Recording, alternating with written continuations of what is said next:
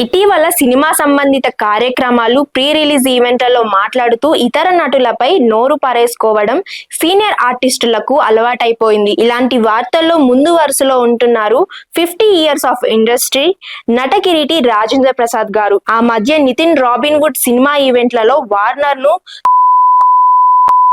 అంటూ సంబోధించి ఒక్కసారిగా అక్కడి వారిని షాక్ కి గురి చేశారు. ఆపై పలు కార్యక్రమాలలో పాల్గొని కేర్లెస్ గా వ్యవహరించిన వీడియోలు కాస్త బయటకు రావడంతో ఆయనపై ఒక రేంజ్ లో ట్రోలింగ్ అయితే సాగింది. ఆ తర్వాత వార్నర్ కు క్షమాపణలు చెప్పిన రాజేంద్ర ప్రసాద్ తాజాగా ఆదివారం హైదరాబాద్ లో జరిగిన ఎస్వి కృష్ణారెడ్డి జన్మదిన వేడుకల్లో పాల్గొన్న సమయంలో తోటి నటుడు కమెడియన్ అయిన అలీపై ఎక్కడ మరోసారి నోరు పడేసుకున్నారు. అంతేకాక ఈ కార్యక్రమం గురించి నాకు ఆలస్యంగా తెలిసిందని, నిన్న ఎన్టీఆర్ అవార్డు తీసుకోవడానికి ఏపీకి వెళ్ళానని అన్నారు. అప్పుడు ఎవరు చప్పట్లు కొట్టకపోవడంతో ఏంటి మీరు చప్పట్లు కొట్టరా, ఎన్టీఆర్ అవార్డు తీసుకోవడానికి వెళ్తే చప్పట్లు కొట్టరా, బ్రెయిన్ పోయిందా చప్పట్లు కొట్టకుంటే, వారికి సిగ్గు లేనట్టే అంటూ మురళీమోహన్ సమక్షంలోనే నోటికి వచ్చిందల్లా మాట్లాడేశారు.